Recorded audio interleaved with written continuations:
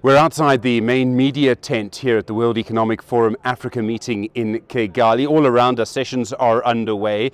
Lots of people talking about various issues affecting Africa at the moment. But with me right now is Paul Clark from Ashburton Investments. He's been watching this very closely, of course.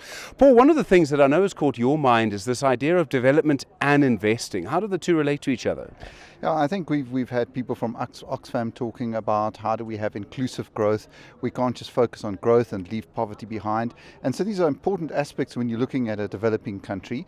And so obviously investors want to make returns and they're investing on behalf of their clients.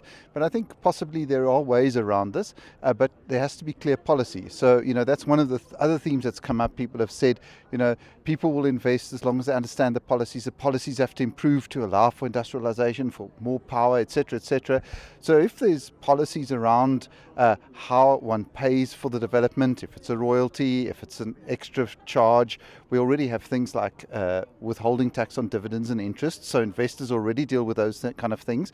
But ultimately, when you're investing for the longer term and you're investing on behalf of other people, you want some policy certainty. So I think these things can happen, and they can happen together as long as we have clear policy, and clear policy will be good for the continent as a whole in all kind of other aspects. I mean, one of the things that struck me yesterday was the comment by Howard Buffett, the son of a guy called Warren, who was talking about certainty. He said the thing about Rwanda was that there were no surprises. I mean, it's back to that. The thing investors hate is surprises.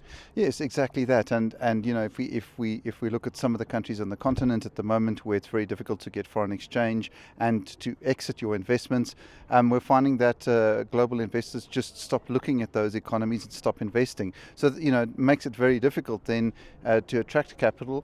And like all things, financial markets work on the basis of trust. If you break the trust somehow along the way, like you thought you were investing and you could get your money out, but now maybe you'll have to wait, it's very difficult to rebuild that trust, and that takes a long time. So again, we come back to uncertainty. People in investing don't want to know all the rules up front, but they do want to know what the playing field looks like.